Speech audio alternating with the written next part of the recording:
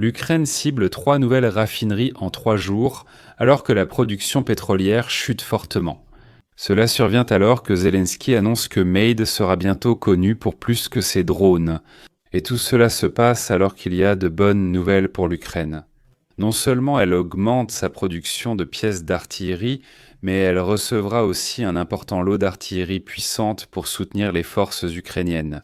Mais nous allons en parler, ainsi que de tout ce qui s'est passé le long du front. Et après, ici dans ce rapport de situation sur la guerre en Ukraine. Sacré nom d'une pipe. Économisez maintenant le plus possible chez Oli avec mon code. Il y a eu d'autres observations de drones en Europe, y compris en Allemagne. À Francfort, un Croate a été arrêté pour avoir fait voler un drone à 700 mètres de l'aéroport. On ne sait pas encore quelle était sa motivation. Et du côté du gouvernement fédéral, on part du principe que l'activité actuelle des drones est provoquée par les Russes, sur ordre des Russes. À ce sujet, il y a des rapports en provenance de Grande-Bretagne. Là-bas, on signale que des satellites sont attaqués et perturbés chaque semaine par la guerre électronique russe. De plus, on signale des approches de drones, qui ont déjà eu lieu dans de nombreux autres pays. J'ai récemment réalisé une vidéo que je vais vous mettre en lien ici, dans laquelle j'explique comment les Russes ont, par le passé, harcelé d'autres satellites avec leurs propres satellites. Et quelle est probablement leur intention derrière cela ? Comme je l'ai dit, si ce sujet vous intéresse, la vidéo est liée là-bas. En outre, il y a également eu une attaque le 4, dans la nuit du 4 octobre, avec 3 missiles balistiques, Iskander et 109 drones. L'Ukraine n'a abattu que 73 drones lors de cette attaque. 3 missiles, donc les 3 Iskander, ainsi que 36 drones ont réussi à passer et ont frappé 21 cibles. Cela signifie qu'un tiers de tous les drones a réussi à passer.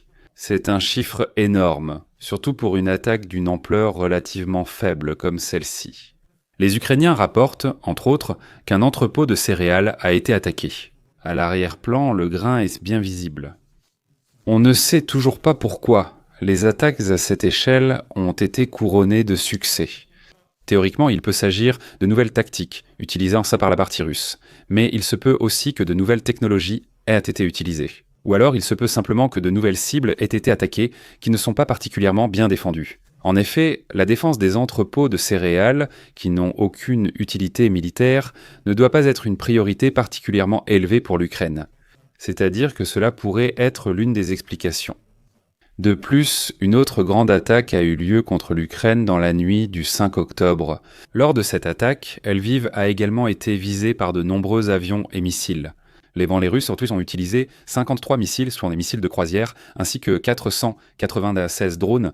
L'Ukraine a réussi à intercepter 38 missiles de croisière, un missile balistique, un missile Kinjal, ainsi que 439 drones. 8 missiles et 57 drones ont ensuite touché 20 cibles. Selon les autorités ukrainiennes, rien que 140 drones et 23 missiles de croisière visaient Lviv, où il y a également eu 4 civils tués et 8 blessés. L'Ukraine a riposté de son côté, aujourd'hui avec au moins 251 drones. À cette occasion, l'usine de munitions Sverdlovsk a été attaquée, où plusieurs fortes explosions ont été entendues.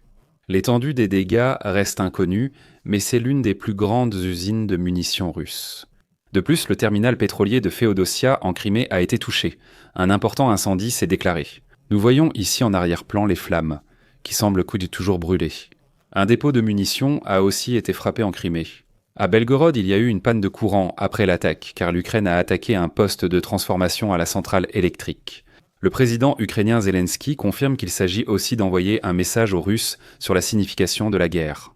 Cela signifie que, du côté ukrainien, il n'y a aucun doute. Il s'agit maintenant de faire comprendre au peuple russe quelles sont réellement les conséquences de la guerre.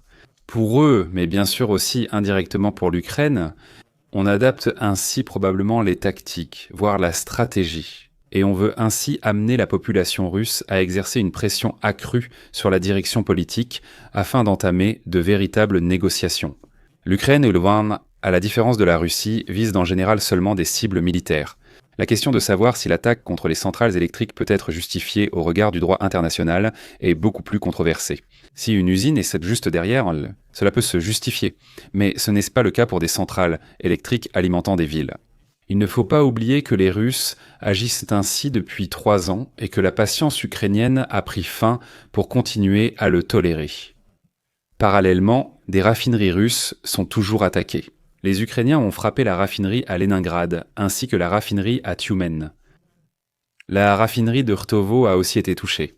Et dans la raffinerie de Krichy, la plus grande unité a été arrêtée à cause des attaques et n'est plus en mesure de produire.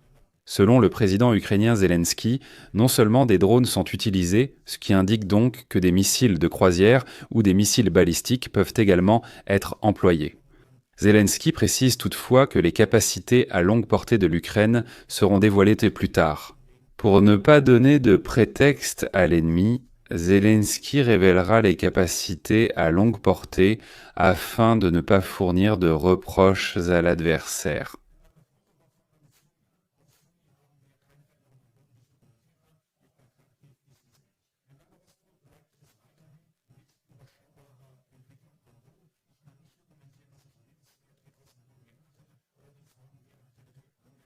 Information intéressante ici depuis Nevsk. Information intéressante ici. Information intéressante ici à Nevsk.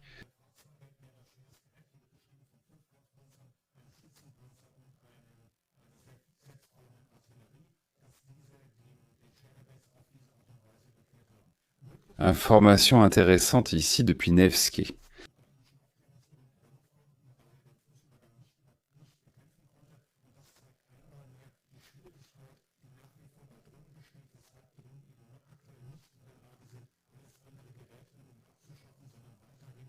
Information intéressante ici.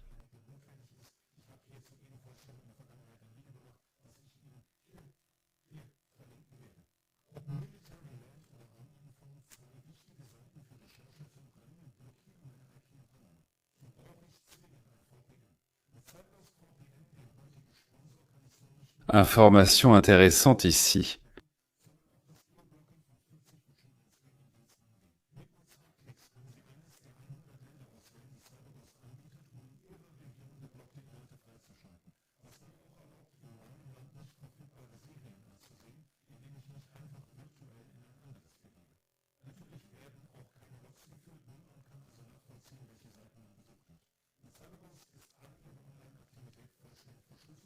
Information intéressante.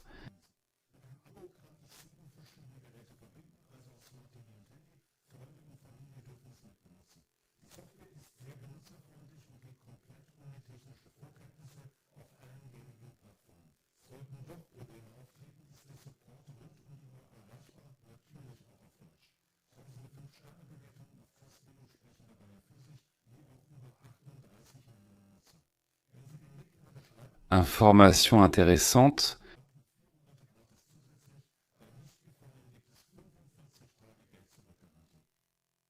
Information intéressante ici Nevsky. Information intéressante Nevsky.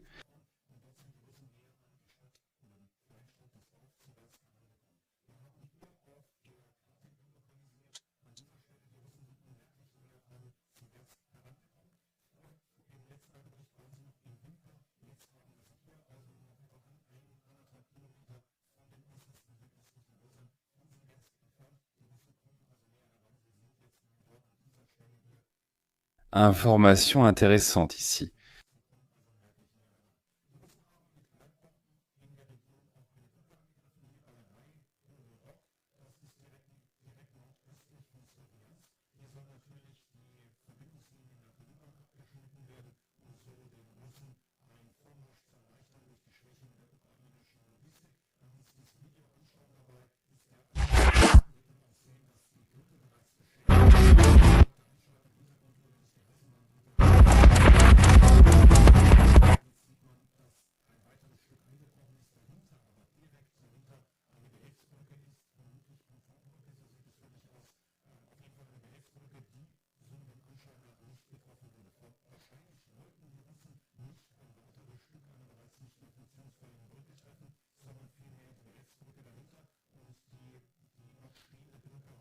Information intéressante ici.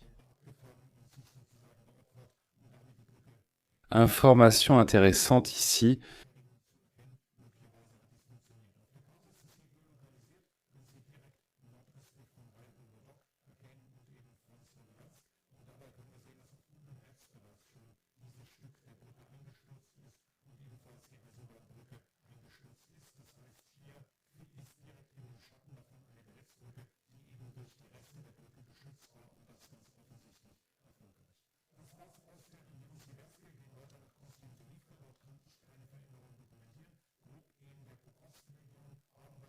Information intéressante ici. Information intéressante.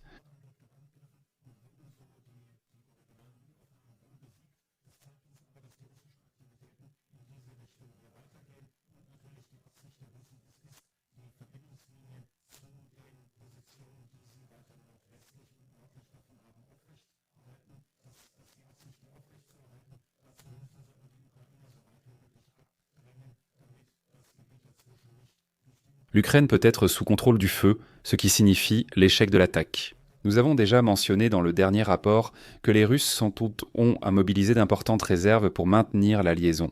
Et donc, bien sûr, aussi la possibilité de continuer à avancer vers le nord et l'ouest afin d'encercler Myrnorad et Pokrovsk, ce qui ne leur réussit pas actuellement. Car au moment où ils avanceront plus à l'ouest, les Ukrainiens n'auront très vite plus d'autre choix que de se retirer des deux villes. Et c'est bien sûr l'objectif opérationnel actuel qui est tenté ici. Les Ukrainiens, de leur côté, ont légèrement progressé dans la région, notamment près de Novochakhové. Là-bas, nous avons une géolocalisation où un char ukrainien est actif. Cela confirme le changement signalé par la charte. Ici donc, les Ukrainiens ont un peu avancé près de Novochakhov et ont maintenant nettoyé le petit village des Russes. Les Russes eux-mêmes ont de nouveau été repérés de manière particulière au sud de Pokrovsk. Nous l'avons localisé dans les maisons les plus au sud, où des soldats russes étourdants sont à nouveau présents à Pokrovsk. Sur la carte elle-même, cela ne conduit pas forcément à un changement. Nous voyons bien que cette zone est considérée comme disputée. Cela correspond également à ce qu'un sous-officier ukrainien de la région a déclaré à un média ukrainien lors d'une interview. Il affirme que les Russes attaqueraient souvent la région seulement avec des soldats isolés, sans groupe. Des soldats isolés sont envoyés en avant. On l'a constaté lors de récentes géolocalisations, où seuls des soldats isolés étaient en mouvement et combattus par les Ukrainiens. Cela permet bien sûr aussi de se faufiler à travers les rangs et parfois d'être géolocalisé bien derrière la ligne considérée comme tenue par les Ukrainiens. La ligne de front perçue comme tenue. Mais cela ne signifie pas pour autant une consolidation du contrôle. Il est également rapporté que, dans cette région aussi, les Russes utilisent fréquemment des vêtements civils, ce qui constitue un crime de guerre. Cela constitue un crime de guerre. Tout cela ici depuis Pokrovsk. En même temps, selon les informations, les Russes utilisent de plus en plus de bombes planantes. Selon les soldats ukrainiens. Ces bombes planantes sont également devenues plus précises, reste à savoir pourquoi. Qu'il s'agisse d'une amélioration de l'électronique de guidage, des systèmes de conduite de tir ou d'un affaiblissement des mécanismes de brouillage ukrainiens sur place, il est évidemment impossible de le dire à distance. Et c'est tout pour les changements le long du front. Nous avons toujours du mouvement, mais vraiment très limité, et cela des deux côtés. Cela paraît toujours aller plus en faveur des Russes, bien qu'on observe des progrès ukrainiens. Fondamentalement, la ligne de front ne se calme pas, mais le mouvement ralentit. Et l'une des raisons est bien sûr l'arrivée de l'automne ainsi que la période de boue qui a commencé. Et pendant l'été, les Russes ont pu utiliser le feuillage, en particulier celui des nombreuses docrobandes coupe-vent ici, pour avancer à l'intérieur de celles-ci. Car le feuillage ne protège pas seulement des regards des drones, mais chaque branche peut aussi déclencher prématurément une attaque de drone, augmentant ainsi les chances de survie des soldats en progression. Cela a permis aux Russes d'avancer tout l'été, mais la réduction du couvert végétal fait disparaître cette opportunité. On peut donc s'attendre à un ralentissement marqué des mouvements sur le front pour les semaines et mois à venir. Car même en hiver, cela ne changera pas fondamentalement, d'autant plus qu'avec les températures froides, les caméras thermiques pourraient alors même être encore plus efficaces. Les Russes qui avancent peuvent être détectés, c'est tout. Voilà ce qu'il en est le long du front. Cependant, nous avons aussi des informations de l'arrière. Et les Américains disent donc qu'entre 1 et 5 000 Cubains combattent en Ukraine pour la Russie. Donc la Russie aurait recruté jusqu'à 5 000 mercenaires cubains. Cela représenterait déjà la force de plus d'une brigade à cette échelle, donc une aide substantielle que la Russie recevrait ici. Cependant, l'Ukraine s'est également renforcée. Et selon le président ukrainien, il y a ici un chiffre de 40 Bogdan produits chaque mois. Le Bogdan est un canon d'artillerie ukrainien au calibre OTAN de 155 mm. À l'origine, il a été construit uniquement comme canon automoteur, mais il est désormais également utilisé comme artillerie tractée. Il est probable que ces 40 canons d'artillerie soient à la fois des canons automoteurs et de l'artillerie tractée. J'ai déjà expliqué par le passé que cela ne fait actuellement qu'une différence limitée de toute façon. Le shoot-on-scoot avancer, tirer puis se replier avec l'artillerie automotrice n'est plus réaliste aujourd'hui face à la menace des drones.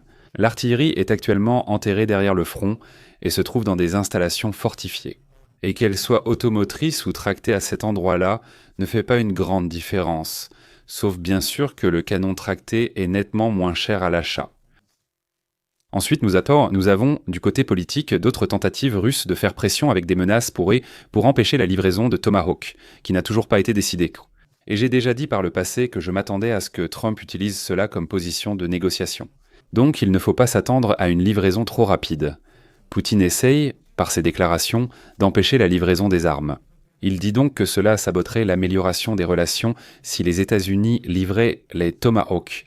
Il est aussi affirmé que des soldats américains seraient indispensables pour lancer des frappes Tomahawk, ce qui est faux après une formation adaptée. Car du côté ukrainien, on n'a pas besoin de soldats américains sur le terrain. On a besoin de données de ciblage et d'une formation, mais pas d'un soldat américain sur place pour aider à tirer lui-même. S'y ajoutent constamment des menaces. Livrer quoi que ce soit serait une escalade. Il y a aussi volontiers des menaces, parfois liées aux armes nucléaires, dans le sens d'une menace nucléaire. Mais nous devons dire clairement que nous connaissons cela. Mais cela depuis le début de l'invasion totale.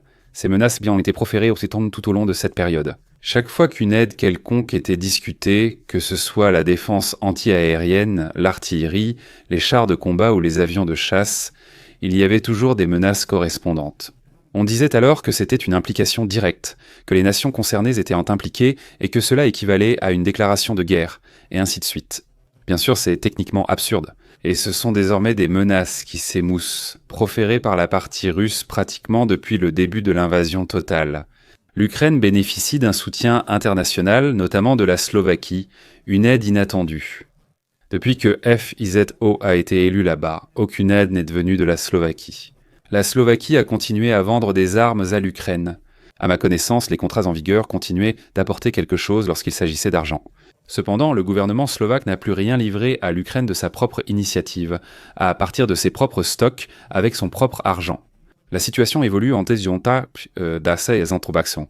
Des équipements de déminage et du matériel du génie arrivent de Slovaquie, sans être destinés directement au front. Cela devrait au moins être attendu principalement pour l'arrière, mais il s'agit tout de même d'une livraison d'aide qui vient de Slovaquie. Ce qui semble venir de Grèce devrait également être très significatif. De nombreux médias rapportent aujourd'hui que la Grèce souhaite livrer 60 obusiers M110A2 de 203 mm à l'Ukraine. C'est une chose très importante, que la Grèce possède des M110A2. D'ailleurs, l'artillerie elle-même était aussi en service dans la Bundeswehr. Le M110, il y a je ne sais pas combien de décennies, a été utilisé à un moment donné. Celle-ci est généralement considérée comme obsolète. Avec un canon allongé et des munitions appropriées, ils ont une portée de 30 km SCA. La force de ce canon vient de son poids de combat et de ses lourds projectiles. En effet, contrairement au Sen 55 mm, le 203 est naturellement beaucoup plus grand et peut ainsi tirer des obus qui peuvent peser plus de 100 kg. Le temps de rechargement est court, l'armement lui-même a une portée limitée, mais il dispose d'une grande quantité de munitions.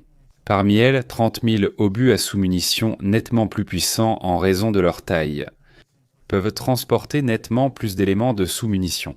Et tout cela fait que le long temps de rechargement, compte tenu de l'évolution actuelle, n'est probablement pas le plus gros problème. Encore une fois, même si ce canon d'artillerie est dans un bunker et n'en sort que parfois, il avance de 5 mètres pour tirer avec son canon, puis recule à nouveau.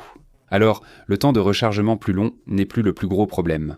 Cependant, il est important de noter que, selon les rapports, il ne s'agit pas d'une aide, mais d'un achat payé. La Grèce affirme qu'elle doit remplacer ce qu'elle fournit, en souhaitant quelque chose de plus moderne. Elle a désormais les moyens financiers, mais on ignore encore qui paie exactement. Du moins, j'en déduis que cela a probablement été payé depuis l'étranger. Car si le contribuable grec payait pour cela, ce serait alors une livraison d'aide. Ce serait alors une livraison d'aide payée par la Grèce elle-même. Dans l'ensemble, cependant, il s'agit d'une pièce d'artillerie puissante avec un nombre acceptable ou notable d'obus qui sont livrés avec. Et justement, 60 canons avec une grande puissance explosive sont bien sûr utiles, aussi pour l'Ukraine. Encore une fois, merci à CyberGhost pour le soutien avec cette annonce. Pour naviguer en toute sécurité avec un VPN, cliquez sur le lien dans la description pour profiter de 83% de réduction et 4 mois gratuits. Et c'est tout pour ce rapport de situation. Si cela vous a plu, je serais ravi d'un pouce bleu. Cela aide avec l'algorithme et laissez un commentaire si vous avez quelque chose à ajouter. Si vous êtes nouveau ici, je vous invite à vous abonner à la chaîne et à cliquer sur la cloche. Mercredi prochain à 20 h, heure allemande, un rapport sur la guerre en Ukraine sera suivi d'une séance de questions en direct où vous pourrez intervenir. C'est tout pour le moment. Merci beaucoup pour votre attention et à bientôt. Sous-titrage ZDF. Avec un remerciement tout particulier au soutien sur YouTube ainsi que sur Patreon. Je tiens à remercier tout spécialement les lieutenants.